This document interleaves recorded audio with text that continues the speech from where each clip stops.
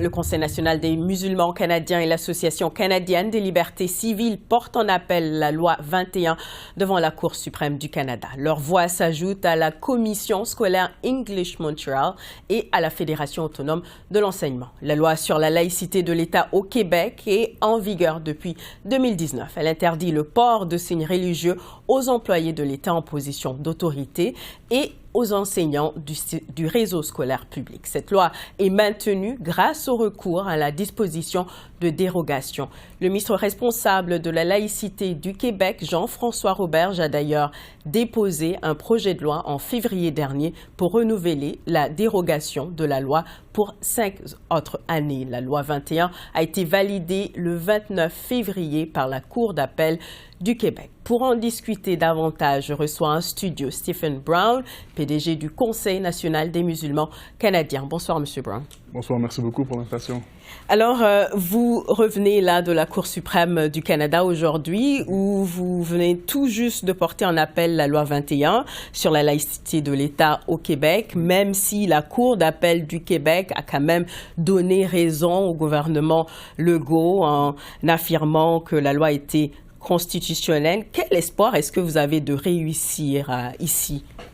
C'est une très bonne question. En fait, d'abord, on a déjà amené la loi en contestation devant les cours supérieures du Québec, où que certaines provisions de la loi ont déjà été invalidées.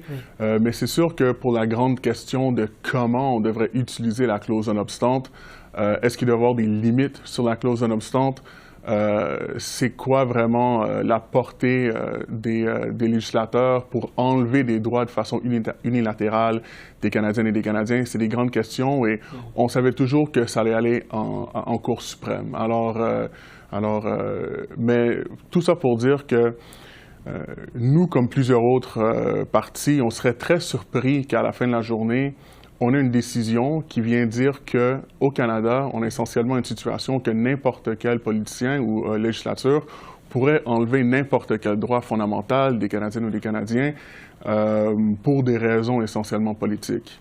Alors, on a de bons espoirs pour vraiment trouver, pour avoir une bonne décision qui va venir encadrer et protéger les lois des citoyens. Et qu'est-ce que vous répondez à ceux qui disent quand même qu'il faut une différenciation entre l'État et la religion, qu'il faut une séparation là? Qu'est-ce que vous répondez à ça? Mais c'est sûr qu'il faut une séparation, mais l'idée qui a été proférée au Québec, que la loi 21 remonte pour protéger la laïcité, franchement, je pense pas que c'est un argument qui n'est pas vraiment sérieux. La séparation entre l'État et la religion, ça fait longtemps qu'on a la laïcité au Québec.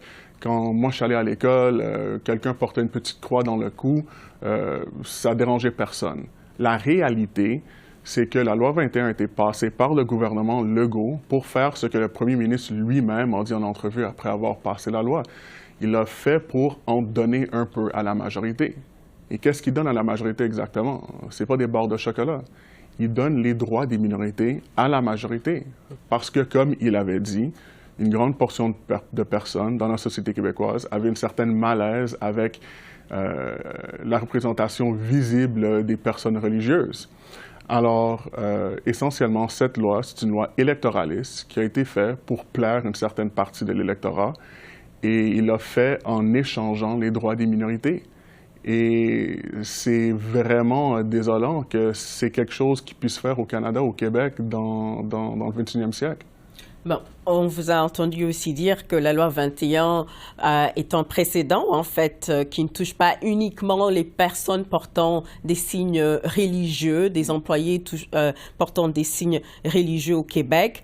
Donnez-nous des exemples concrets là, de ce que vous dites. Oui, mais après que la loi 21 est passée, le gouvernement Ford en Ontario a utilisé la clause non-obstante pour essayer de faire passer une loi, une convention collective pour les enseignantes. Mais avant de se retirer, le gouvernement Saskatchewan a utilisé la clause non-obstante pour déroger des droits de la communauté trans en Saskatchewan.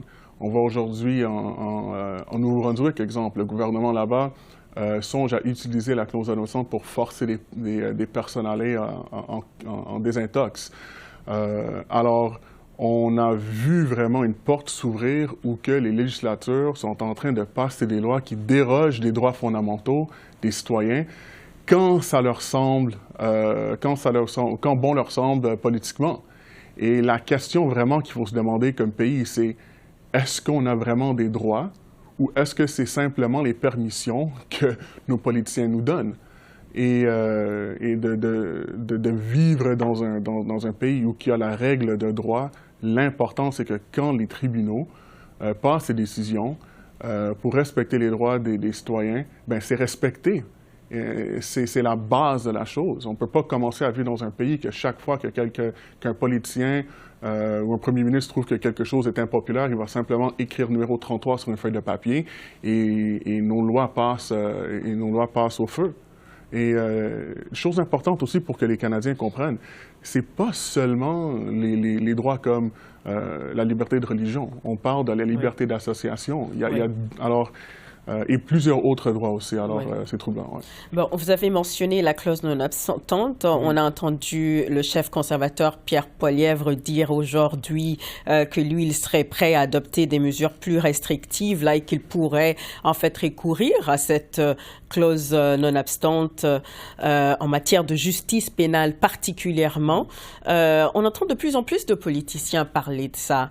Est-ce que vous entrevoyez un monde dans lequel davantage de politiciens vont vouloir se servir d'un outil juridique comme celui-là? Bien, effectivement, on est déjà là. On est déjà là, on est déjà dans cette situation et c'est troublant de voir que ça serait la première fois qu'on utilise la clause non obstante au niveau fédéral, mais c'est troublant de penser que même au niveau pénal, on pourrait passer des lois. Une fois encore, simplement parce qu'un politicien tel quel pense personnellement que les Canadiennes et les Canadiens devraient avoir des droits différents de ce que les tribunaux ont dit. Encore une fois, ça remet en question, est-ce qu'on est un pays qui a la règle de droit? On ne peut pas être un pays qui à la fois a la règle de droit et en même temps, c'est nos leaders politiques qui décident qu'est-ce qu'on peut jouir comme liberté. Un pays où que le dirigeant politique dicte ou décide d'un temps à l'autre c'est quoi les droits des citoyens. Ça s'appelle une dictature ou un pays autoritaire.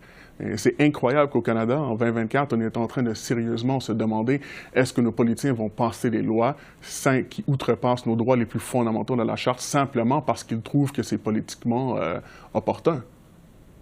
M. Brown, merci beaucoup. Je vous remercie.